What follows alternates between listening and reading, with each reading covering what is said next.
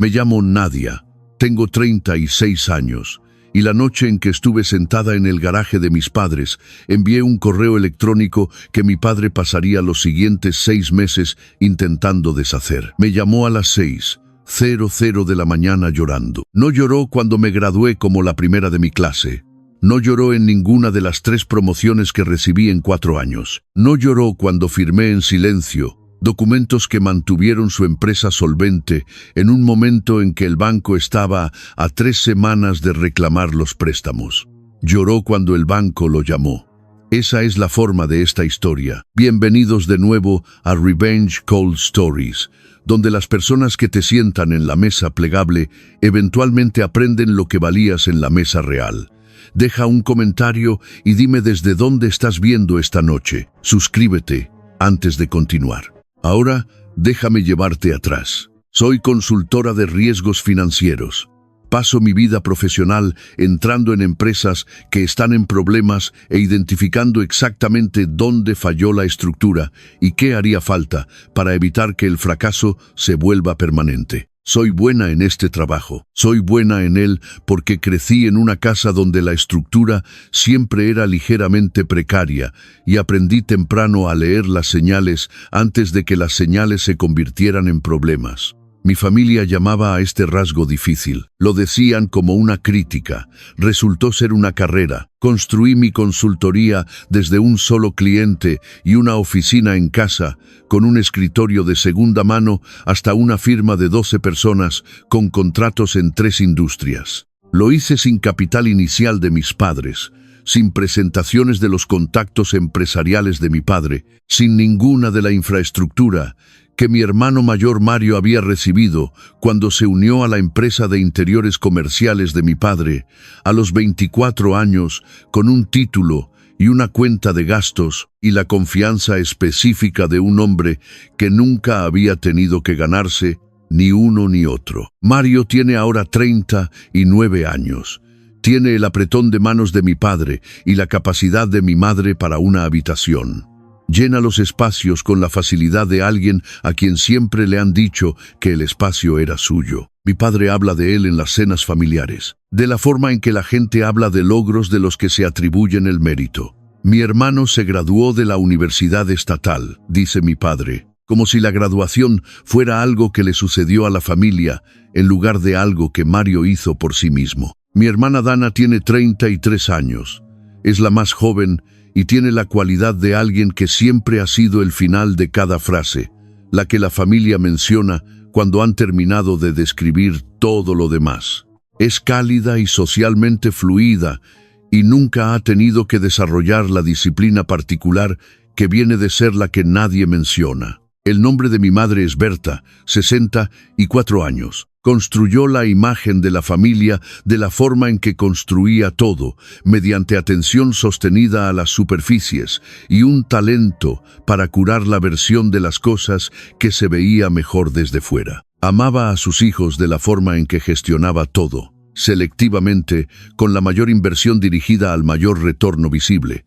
Yo no era un retorno visible, yo era infraestructura. El nombre de mi padre es Gonzalo, 67 años. Construyó Harmon Interiores desde una operación de un solo camión hasta una firma de interiores comerciales de tamaño medio con 14 empleados y una lista de clientes que incluía 3 cadenas hoteleras y una red regional de atención médica. Lo construyó durante 30 años con habilidad genuina y la energía obstinada de un hombre que tenía algo que demostrar al barrio en el que creció.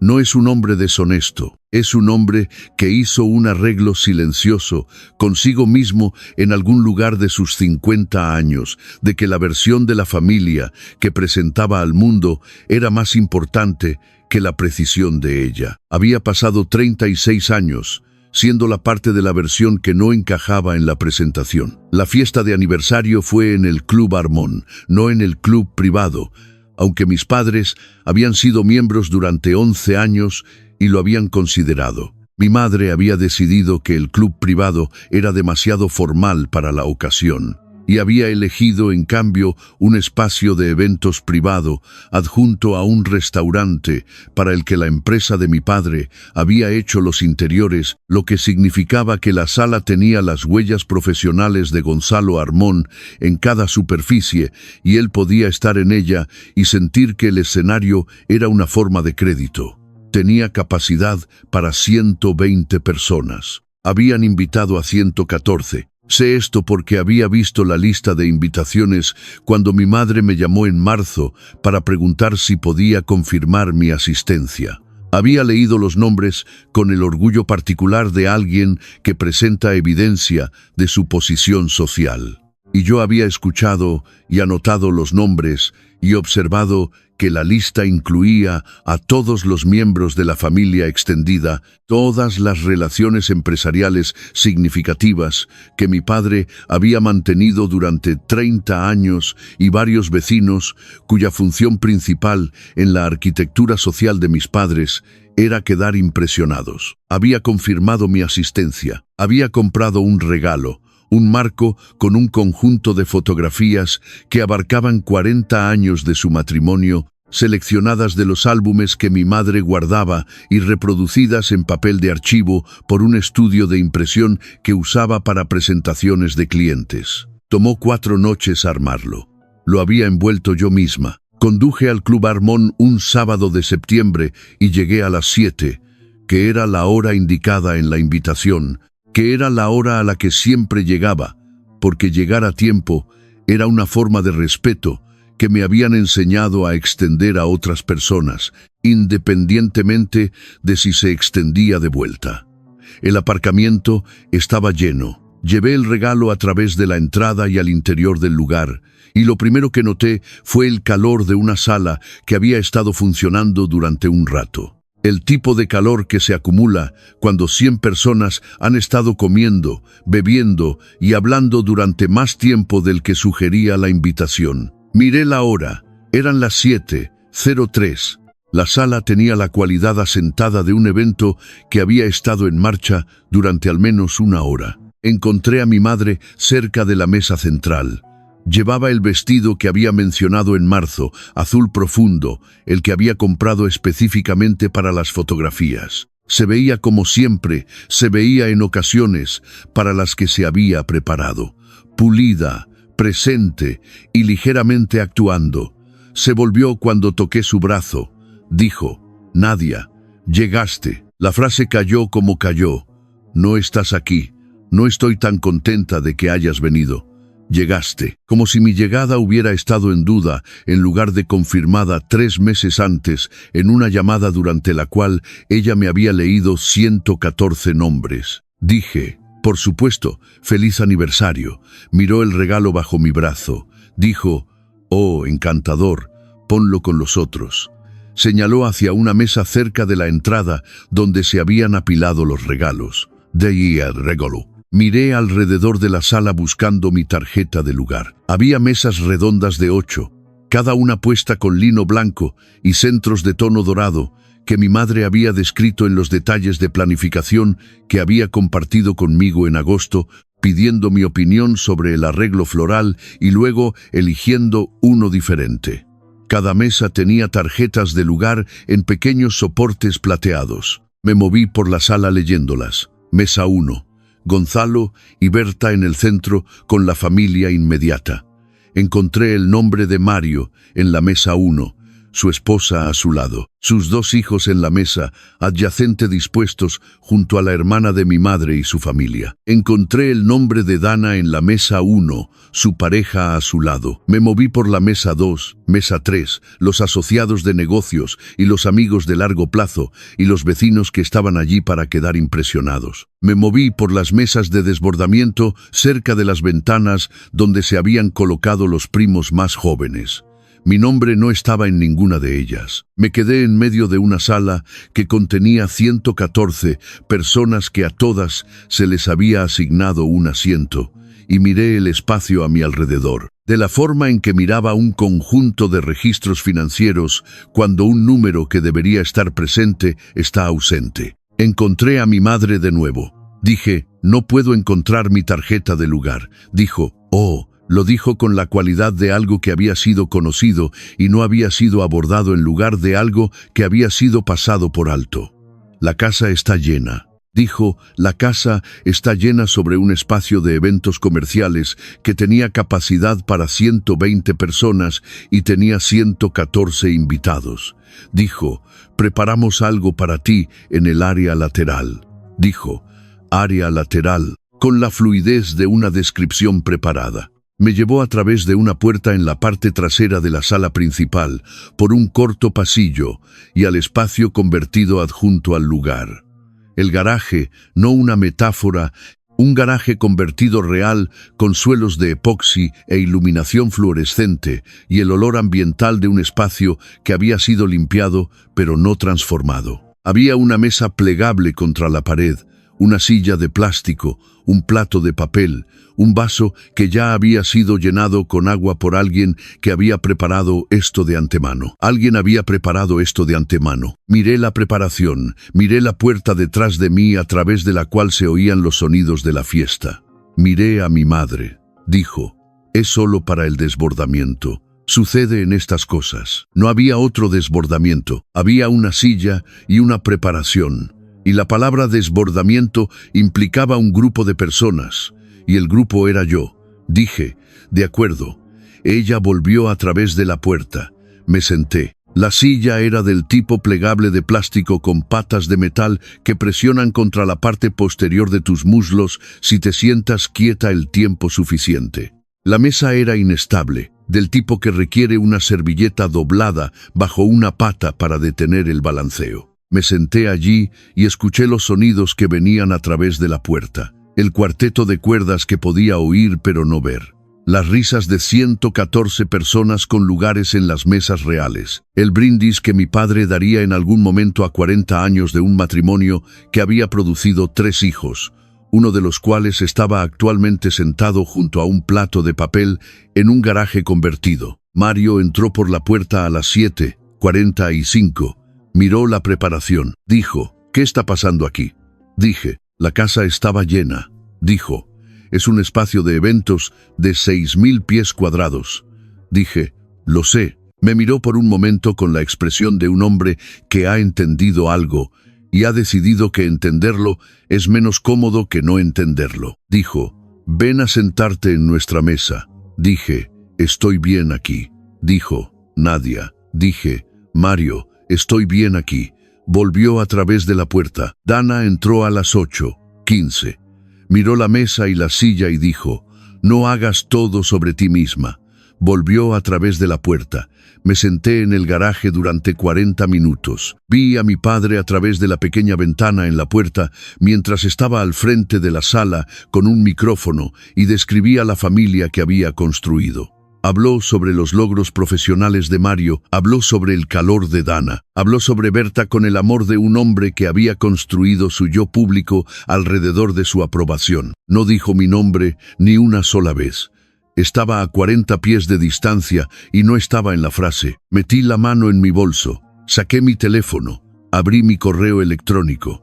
El borrador había estado en mi bandeja de salida durante 6 semanas, no porque hubiera estado planeando este momento, porque lo había redactado en un contexto diferente, después de una conversación diferente, y no lo había enviado porque le había estado dando más tiempo a la situación. Le había dado suficiente tiempo a la situación. Leí el borrador. Hice un pequeño ajuste al lenguaje de la fecha en el segundo párrafo. Lo envié. Terminé mi bebida. Dejé el regalo en la mesa con los otros y salí por la puerta lateral. Subí a mi coche y conduje a casa. En ese momento, nadie se volvió desde la sala para notar que me había ido. Al amanecer, el correo electrónico era lo único de lo que cualquiera hablaba. Dormí bien esa noche. No el sueño de alguien que ha hecho algo impulsivo y está huyendo del peso de ello. El sueño de alguien que ha tomado una decisión que no requería más procesamiento porque el procesamiento ya se había hecho durante un largo periodo antes del momento de la ejecución. Había enviado el correo a las 8:47 de un sábado por la noche. Estaba dormida a las 10:30. Mi teléfono empezó a las 6:04 de la mañana, el nombre de mi padre en la pantalla. Lo miré durante 2 timbres. no por vacilación, por el hábito practicado de alguien que lee el documento completo antes de responder a la primera línea. Respondí en el tercer timbre. Él estaba llorando, no la expresión emocional controlada de un hombre que entrega un mensaje difícil. El llanto sin estructura de alguien cuya situación había llegado a un punto que sus respuestas preparadas no podían abordar. Había oído llorar a mi padre 2 veces en mi vida, una en el funeral de su propio padre cuando yo tenía 11 años. Otra cuando el hijo de Mario nació prematuro y pasó 9 días en la UCI antes de volver a casa sano. Ambas veces el llanto había sido por algo que amaba. Esta vez era por algo que necesitaba. Dijo que el banco llamó. Dije que esperaba que lo hicieran. Dijo que dijeron que tu notificación de retiro de garantía llegó esta mañana. Dijeron que sin tu respaldo, la instalación existente está bajo revisión. Dije, eso es consistente con los términos del arreglo. Dijo, Nadia. Su voz se quebró en la sílaba única. ¿Por qué nos harías esto? Dije, no les hice nada a ustedes.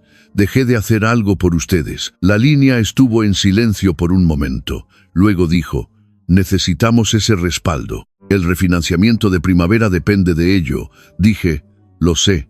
Dijo, entonces ¿por qué? Dije, papá, estuve sentada en un garaje anoche. Silencio. Dije, en tu fiesta de 40 aniversario, con 114 invitados en un lugar de 6.000 pies cuadrados, me sentaste en el garaje convertido con una mesa plegable y un plato de papel. Diste un discurso sobre tu familia y no dijiste mi nombre. No dijo nada. Dije, he estado garantizando silenciosamente la estabilidad financiera de tu empresa durante 4 años. Nunca he pedido reconocimiento. Nunca he pedido crédito. Nunca he requerido nada de ti excepto la consideración ordinaria que le das a alguien que consideras familia. Dije, anoche me mostraste en qué categoría estoy realmente. Dijo, no era intencional. Dije, papá, tengo que ir a trabajar. Terminé la llamada. Hice café. Me senté en mi mesa de cocina en el silencio específico de una mañana de domingo y pensé en 4 años de un arreglo financiero que nunca había descrito en detalle a nadie y que ahora iba a volverse visible quisiera o no. Necesito contarte cómo comenzó el arreglo porque el cómo importa para entender todo lo que vino después. 4 años antes, la empresa de mi padre había estado en problemas genuinos. Harmon Interiores se había expandido agresivamente en los 2 años siguientes a un gran contrato con un grupo de desarrollo hotelero. Mi padre había contratado a 8 nuevos empleados, arrendado un espacio de almacén más grande y comprometido a un nivel de gastos operativos que tenía sentido si el grupo hotelero continuaba contratando al ritmo proyectado. El grupo hotelero no continuó contratando al ritmo proyectado. Un cambio en su estrategia de desarrollo retiró 3 de los contratos proyectados. Los ingresos de la empresa cayeron un 31% en 8 meses. Los gastos operativos no cayeron con ellos. Mi padre había ido al banco por una instalación puente. El banco había revisado la posición financiera de la empresa y había estado dispuesto a extender la instalación, pero tenía condiciones. Las condiciones incluían una garantía personal de una persona solvente con suficientes activos y posición profesional para respaldar el arreglo. Mi padre me llamó un martes por la noche en noviembre. No explicó la situación en detalle. Dijo que la empresa estaba pasando por una transición y que había algunos papeles que necesitaba ayuda y si podía ir a la casa el sábado. Fui el sábado. Mi madre preparó el almuerzo y los 3 nos sentamos en la mesa de la cocina y mi padre explicó lo que necesitaba. Dijo que era temporal. Dijo que la empresa estaba dando la vuelta. Dijo que Mario estaba trayendo nuevos clientes y el pipeline se veía fuerte. Pedí ver los estados financieros antes de acordar nada. Mi madre dijo, somos familia, Nadia. Dije, lo sé, por eso quiero ver los estados financieros. Quiero entender qué estoy acordando apoyar. Mi padre trajo la carpeta. Pasé 2 horas con ella en su mesa de cocina, mientras ellos me miraban con la cualidad particular de personas que esperan que un número resulte diferente de lo que es. Los números eran malos, no catastróficamente malos, malos recuperables con el apoyo correcto y el plazo correcto. El instinto de mi padre sobre el negocio era sólido. Su ejecución de la expansión había sido excesivamente confiada, pero no incompetente. Las relaciones principales con clientes estaban intactas. El modelo operativo era viable. La brecha era la instalación puente. Sin ella, la empresa no podía hacer la nómina hasta enero. Dije, ¿qué dice Mario sobre esto? Mi padre dijo, Mario está trabajando en el lado de los clientes. No necesita involucrarse en los detalles financieros.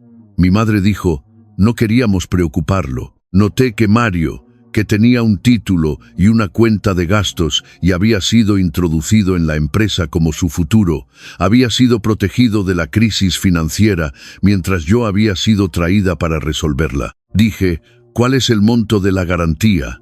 Mi padre me lo dijo. Dije, ¿y el plazo? Dijo, 2 años con opción de renovación. Dije, lo haré con una condición.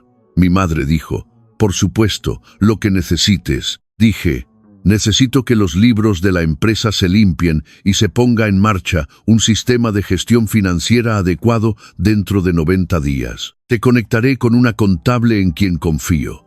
Los libros necesitan ser precisos y actuales antes de que ponga mi nombre en nada que vaya al banco.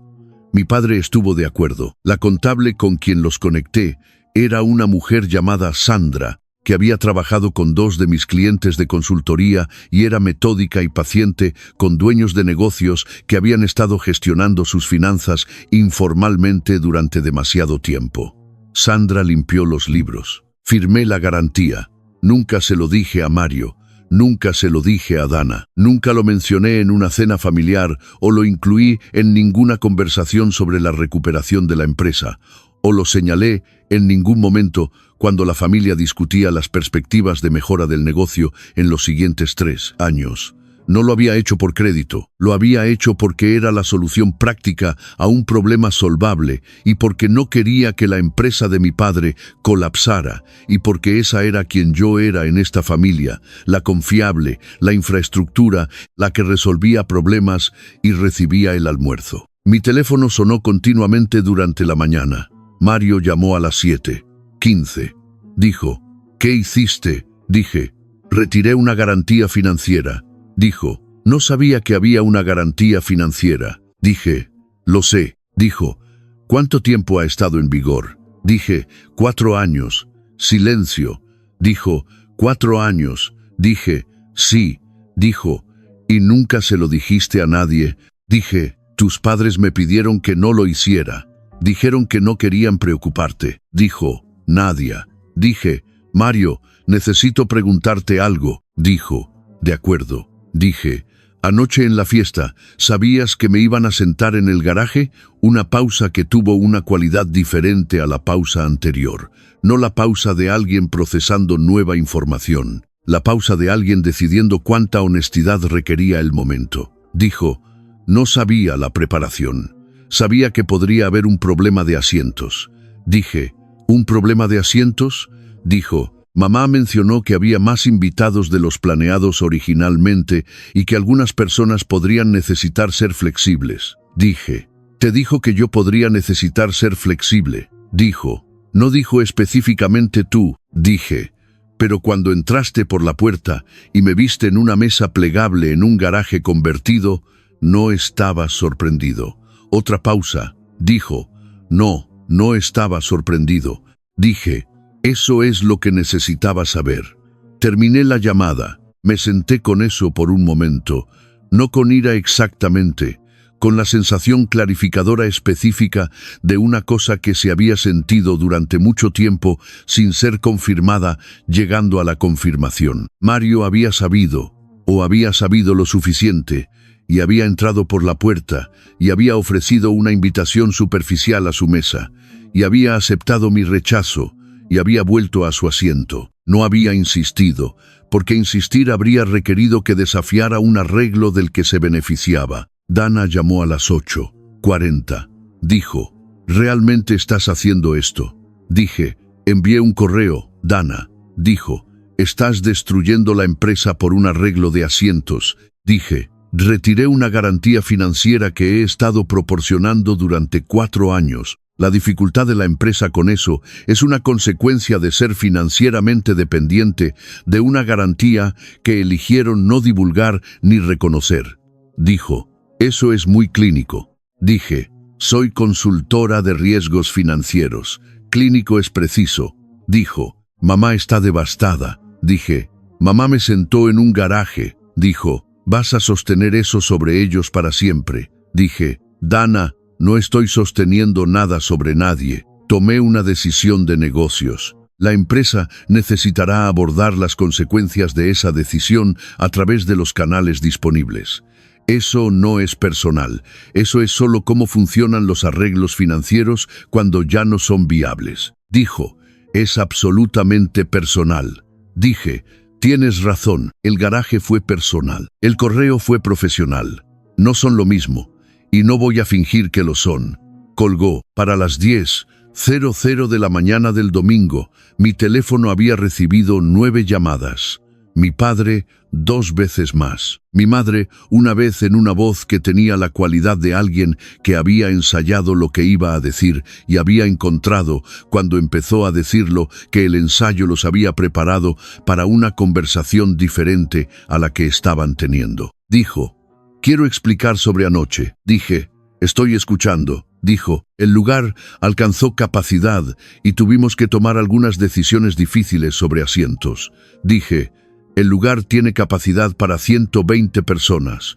Tenías 114 invitados. Silencio, dijo. Hubo algunas adiciones inesperadas. Dije, ¿qué mesas se añadieron?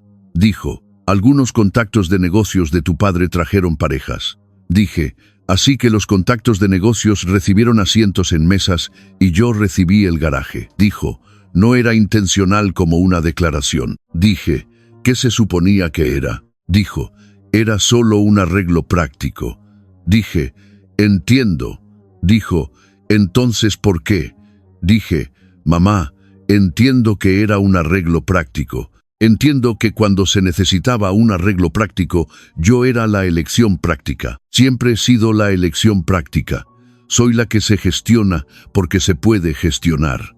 Soy la que se sienta en el garaje porque no hará una escena. Soy la que se pide que firme garantías financieras porque resolverá el problema en silencio. Dije, he sido la elección práctica durante 36 años. Dijo, apreciamos todo lo que haces. Dije, lo sé, de la forma en que aprecias una buena fontanería. Lo aprecias más cuando deja de funcionar. No dijo nada. Dije, hablaré contigo cuando estés lista para tener una conversación honesta. Terminé la llamada. El lunes por la mañana fui a la oficina. Mi oficina estaba en el 7º piso de un edificio en Barcelona que había arrendado 2 años antes, cuando la consultoría superó el espacio que había estado usando desde el principio. 12 personas trabajaban allí. Los 2 socios que había traído en los últimos 3 años eran ambos excepcionales. La lista de clientes incluía 4 empresas de tamaño medio y reestructuraciones activas, y 2 relaciones de asesoramiento en curso con empresas que habían venido a nosotros después de un trabajo de reestructuración exitoso. Había construido esto desde un escritorio de segunda mano. Me senté en mi escritorio real el lunes por la mañana y abrí mi correo y encontré, además de los 43 mensajes familiares a los que no había respondido, 3 correos que habían llegado desde el sábado por la noche de contactos profesionales. El primero era del gerente de relaciones regional del banco. Era profesional y mesurado y confirmaba que mi notificación de retiro de garantía había sido recibida y se estaba procesando según los términos del arreglo original. Notaba que la revisión de la instalación de la empresa se iniciaría dentro del plazo estándar. No era acusatorio. Era solo el banco haciendo lo que los bancos hacen cuando cambia una estructura de respaldo financiero. El segundo era Gisandra, la contable con quien había conectado a mis padres 4 años antes. Dijo que había visto la notificación llegar y quería que supiera que los libros estaban actuales y limpios, y que tenía documentación de cada recomendación financiera que había hecho durante los 4 años que había estado trabajando con la empresa. Dijo que estaba disponible si necesitaba algo. Respondí y le agradecí. El tercero era de un nombre que no reconocí inmediatamente, un socio en una firma de desarrollo inmobiliario comercial cuyo nombre ubiqué después de un momento como uno de los clientes de largo plazo de mi padre. El correo decía que había oído a través de canales profesionales que podría haber un cambio en la estructura financiera de Harmon Interiores y que quería contactar directamente porque siempre había encontrado el trabajo de la empresa confiable y quería entender la situación antes de tomar cualquier decisión sobre contratos en curso. Se había enterado en menos de 48 horas. Esa era la velocidad de la información profesional en un mercado de tamaño medio, cuando cambiaba una estructura financiera en una empresa con una historia de cliente de 14 años. Respondí al desarrollador inmobiliario. Dije que apreciaba su contacto y que no estaba en posición de hablar de los arreglos financieros internos de Harmon Interiores, pero que siempre había encontrado que el trabajo de la empresa era de alta calidad y que cualquier pregunta sobre su capacidad para cumplir con contratos existentes debería dirigirse directamente a Gonzalo Harmon. Mantuve el correo profesional. Lo mantuve honesto y breve porque la brevedad en la comunicación profesional es su propia forma de respeto a la inteligencia de la persona que lo recibe. Para el final del lunes, 3 clientes más habían contactado a través de canales similares. Para el martes, mi padre llamó de nuevo. Esta vez no estaba llorando. Dijo, «Necesito que me digas qué haría falta». Dije, «¿Para reinstaurar la garantía?» Dijo, «Sí». Dije, «Aún no lo sé». Dijo, «Nadia, el refinanciamiento de primavera es en 11 semanas». Dije, «Conozco el plazo, papá. Yo construí el modelo financiero en el que se basa el refinanciamiento». Dijo, «Entonces, ¿sabes qué pasa si la garantía no está en su lugar?» Dije, «Lo sé». Dijo, «Entonces dime qué necesitas». Miré mi escritorio a la superficie limpia de un espacio que había construido desde nada en la ventana del 7º piso que mostraba el skyline de Barcelona en una mañana de martes de septiembre. Dije, «Necesito tiempo para pensar». Dijo, «No tenemos tiempo». Dije, «Entonces, sugiero que explores tus otras opciones en paralelo». Un dueño de negocio responsable no espera un solo resultado cuando el plazo es limitado. Dijo, «Eres la única opción». Dije, «Papá, ese es el problema». Terminé la llamada. Me senté por un momento. Luego abrí un nuevo documento en mi portátil. No un correo, un memorándum. El tipo que escribía para clientes cuando necesitaba organizar la imagen completa de una situación antes de decidir qué recomendar. En la parte superior escribí una sola línea. Harmon Interiores, posición actual y caminos disponibles. No había decidido si iba a ayudarlos, pero había decidido que iba a entender la forma completa de la situación antes de tomar cualquier decisión de un lado u otro, porque esa era quien yo era, incluso ahora, incluso después del garaje. La infraestructura pensando en sí sostener la casa. El memorándum tomó 3 noches completarlo, no porque el análisis fuera complicado, porque estaba siendo honesta conmigo misma sobre lo que realmente estaba decidiendo. Que no era una pregunta financiera, sino una personal vestida de lenguaje financiero. Y las decisiones honestas sobre preguntas personales requieren más tiempo que los cálculos financieros. Tenía los números al final de la primera noche. La posición de la empresa era recuperable.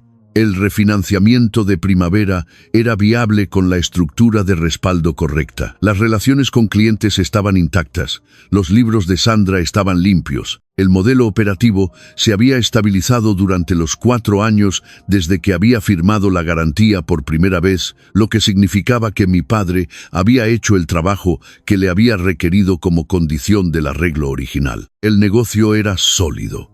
La pregunta no era si podía ayudarlos. La pregunta era si debía. y debajo de esa pregunta había una más difícil, que era qué significaría ayudarlos, sobre cómo entendía mi propio valor, y si estaba dispuesta a continuar siendo la infraestructura para una familia que había demostrado clara y públicamente, y frente a 114 testigos que no consideraban que la infraestructura valiera un asiento en la mesa. Me senté con eso durante 2 noches. En la tercera noche escribí la conclusión del memorándum. El contable de mi padre era un hombre llamado Roberto, que había estado manejando las declaraciones de impuestos de la empresa durante 9 años. Lo había conocido 2 veces durante el arreglo de garantía original. Tenía 61 años y era metódico, y tenía la cualidad particular de alguien que había pasado décadas en proximidad a negocios familiares y había desarrollado una ausencia completa de ilusiones sobre la brecha entre cómo los negocios familiares se describen a sí mismos y cómo operaban realmente. Me llamó un miércoles. Dijo, «Quiero ser transparente contigo. Gonzalo me pidió que contactara». Dije, «Aprecio que lo digas directamente». Dijo, «Pensó que podría tener más éxito del que ha tenido». Dije, «¿Qué te pidió que dijeras?» Dijo, «Me pidió que explicara la posición del negocio y preguntara si había algún arreglo que considerarías». Dije, «¿Cuál es tu propia evaluación de la posición?» Una pausa. Dijo, «La empresa es viable. Los cambios operativos en los últimos 4 años han sido reales y sostenidos. El retiro de la garantía crea un desafío de refinanciamiento, pero no insuperable, siempre que algo se resuelva dentro de 8 a 10 semanas». Dije, «¿Qué alternativas has identificado?» Dijo 3. Un garante secundario a través de una relación de asociado de negocios que Gonzalo había estado persiguiendo sin éxito, una instalación reestructurada a una tasa más alta sin garantía personal que el banco había indicado que era posible pero costosa, o una reinstauración del arreglo existente. Dijo que la primera opción no se materializaba. La segunda opción era cara pero viable. La tercera opción dependía de mí. Dije, «Roberto, extraoficialmente, ¿qué crees que debería hacer?» Estuvo en silencio por un momento. Luego dijo, «Creo que deberías hacer lo que te permita dormir bien. El negocio puede sobrevivir a la opción cara. Les costará, pero sobrevivirá». Hizo una pausa. «También creo que, sea lo que decidas, deberías decidirlo en términos que sean tuyos, no de ellos». Dije, «Eso es útil». Dijo, «Una cosa más». Dije, «Adelante». Dijo, «He estado haciendo los libros durante 9 años. Sabía de tu garantía desde el principio. Quiero que sepas que lo consideré profesionalmente significativo y personalmente admirable y que nunca entendí por qué no fue reconocido más directamente por las personas que se beneficiaron de él». Lo dijo sin drama, solo el hecho. Dije, «Gracias, Roberto». Dijo, «Lo que decidas». Terminé la llamada. Miré el memorándum en mi escritorio. Tomé un bolígrafo y escribí 2 palabras al final de la página de conclusión. Reinstauración condicional. Llamé a una reunión, no una cena familiar. Una reunión. Usé esa palabra deliberadamente cuando llamé a mi padre el jueves por la mañana y le dije que estaba preparada para discutir la situación. Dijo, «Ven a la casa. Tu madre preparará».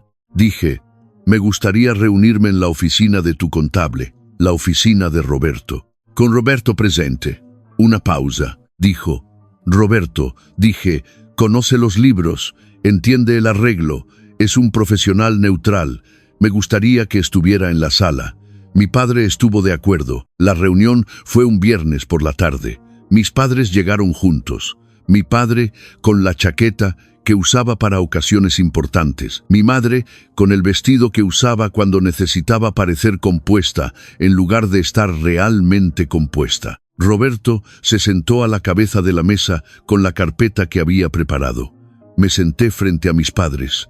Coloqué mi memorándum en la mesa. Dije, «Estoy preparada para discutir una reinstauración condicional de la garantía personal. Las condiciones son mías. No son negociables. Si son aceptables, el arreglo continúa. Si no son aceptables, el arreglo no continúa y la empresa persigue la opción de instalación alternativa que Roberto ha identificado. Mi madre abrió la boca. Dije, déjame terminar. La cerró. Dije, las condiciones son 3.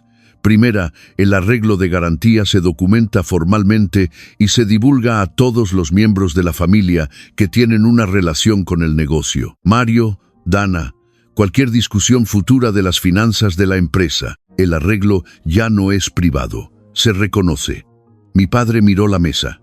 Dije segunda, mi rol en la recuperación de la empresa se describe con precisión en cualquier contexto donde se discuta la historia de la empresa.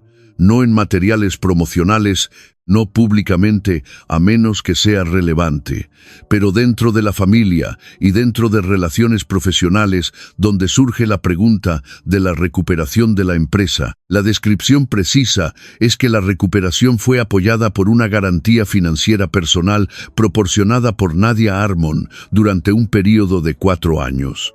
Mi madre dijo que parece. Dije tercera condición.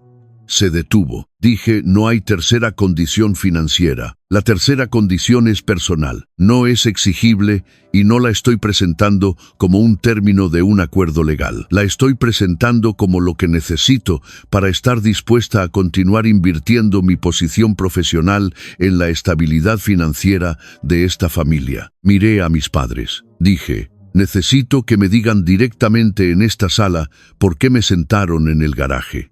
La sala estuvo en silencio. Roberto miraba su carpeta.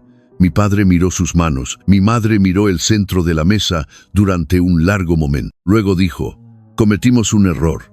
Dije, eso no es lo que pregunté. Dijo, Nadia. Dije, no estoy pidiendo una disculpa. Estoy pidiendo honestidad. He sido la hija invisible en esta familia durante 36 años. He sido la que resuelve problemas y no se menciona en discursos, y se sienta en garajes mientras se toma la fotografía familiar en el jardín. No estoy pidiendo que se sientan culpables por ello. Estoy pidiendo que digan en voz alta lo que realmente creen sobre mí para que sepa si cualquier arreglo que hagamos aquí se construye sobre algo real. Mi madre presionó sus manos planas sobre la mesa. Dijo, te dimos por sentado. Lo dijo en voz baja, sin la actuación que usualmente rodeaba sus admisiones difíciles. Solo la frase. Dijo, sabíamos que manejarías las cosas, siempre manejabas las cosas. Y dejamos de pensar en lo que te costaba, porque nunca nos dijiste lo que te costaba. Dije, no preguntaron. Dijo, no. Mi padre levantó la vista. Dijo, debería haber dicho tu nombre en ese discurso. Lo dijo de la forma en que casi nada me había dicho en 36 años, que era directamente y sin preparación, de la forma en que hablaba cuando se había quedado sin la versión gestionada. Dijo, no tengo una buena razón para por qué no lo hice. Simplemente no lo hice. Miré a mi padre. De 67 años, el hombre que había construido algo desde nada y había estado tan invertido en la historia de lo que había construido que había perdido el hábito de ver quién lo había ayudado a sostenerlo. Dije, de acuerdo, tomé el memorándum, lo deslicé por la mesa. Dije, esas son las condiciones, tomen el fin de semana, díganme el lunes. Llamaron el domingo por la tarde. Mi padre dijo que habían discutido las condiciones y que aceptaban las 3. Dije, tendré la documentación enviada a Roberto para el miércoles. Dijo, gracias. Dije, papá. Dijo, sí. Dije, estoy haciendo esto porque el negocio es viable y porque las personas que trabajan allí no me sentaron en un garaje y no merecen pagar por la decisión de las personas que lo hicieron. Dijo, entiendo. Dije, no lo estoy haciendo para restaurar una relación. La relación tomará más tiempo que una llamada telefónica de domingo. Dijo, lo sé. Dije, de acuerdo. Terminé la llamada. La condición de divulgación produjo el resultado que esperaba que produjera. Mario se enteró de la extensión completa del arreglo un martes, cuando mi padre lo sentó con la documentación de Roberto y lo llevó a través de 4 años de historia financiera de la que había sido protegido. Mario me llamó esa noche. Dijo, no sabía. Dije, sé que no sabías. Dijo, debería haberlo sabido. Dije, sí. Dijo, he estado pensando en la fiesta. Dije, está bien, Mario. Dijo, no está bien. Entré por esa puerta y te vi sentada allí e hice una oferta que sabía que rechazarías, porque rechazarla era más fácil para mí que realmente arreglarlo. Lo dijo con la honestidad de alguien que ha examinado algo incómodo y ha decidido describirlo con precisión en lugar de gestionarlo. Dije, aprecio que lo digas. Dijo, voy a ser mejor. Dije, lo sé. Dijo, ¿cómo lo sabes? Dije, porque acabas de contarme la versión precisa de algo cuando la versión gestionada estaba disponible. Eso no es nada. Estuvo en silencio por un momento. Luego dijo la empresa, lo que hiciste durante 4 años. Quiero que sepas que entiendo lo que significó. Dije, gracias. Dijo, ¿cena alguna vez? Dije, sí, no en la casa, en algún lugar con sillas reales. Se rió. Fue la primera risa genuina que había oído de un miembro de la familia en varias semanas, y cayó con la ligereza de algo real. Dana tardó más. Llamó 6 semanas después de la reunión en la oficina de Roberto. Había estado procesando, que para Dana significaba defender y luego dudar, y luego examinar, y luego llegar a algún lugar más honesto que su primera posición. Dijo, te dije que no lo hicieras sobre ti misma. Dije, recuerdo. Dijo, era sobre ti misma. Dije, era sobre mí. Sí. Dijo, debería haber salido al garaje y quedarme. Dije, deberías haberlo hecho. Dijo, no lo hice porque habría sido incómodo y no quería estar incómoda en la fiesta de mamá y papá. Dije, lo sé. Dijo, esa no es una razón lo suficientemente buena. Dije, no lo es. Dijo, lo siento, Nadia. La disculpa llegó sin arquitectura alrededor, solo las palabras. Dije, sé que lo sientes. El refinanciamiento de primavera se cerró en marzo. La instalación se reestructuró a una tasa ligeramente más alta que la original, reflejando los términos renegociados. Pero la garantía estaba en su lugar y el banco estaba satisfecho, y la empresa procedió al segundo trimestre con la estabilidad operativa que había estado construyendo durante 4 años. Roberto me envió una breve nota confirmando el cierre.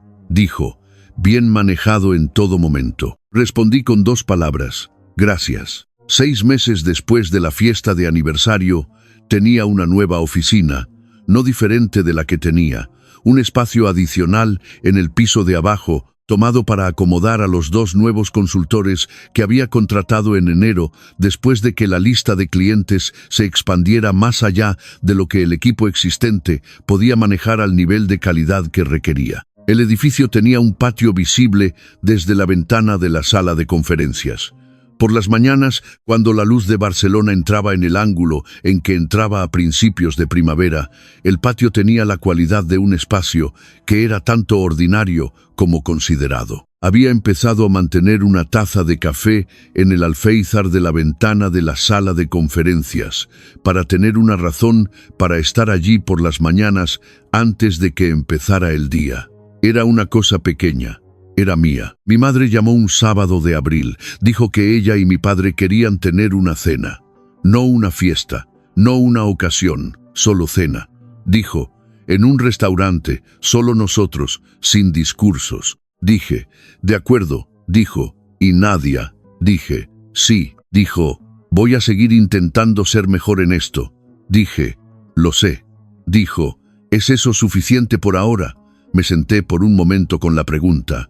Era honesta. No era una actuación, ni una admisión gestionada, ni un posicionamiento estratégico. Era una mujer de 64 años preguntando a su hija si intentar era suficiente para empezar. Dije, por ahora, sí. Esto es lo que sucedió. Estuve sentada en el garaje de mis padres en su fiesta de aniversario. Envié un correo electrónico. Mi padre llamó a las 6:00 de la mañana llorando porque el banco lo había contactado. Había estado garantizando silenciosamente la estabilidad financiera de su empresa durante 4 años sin reconocimiento.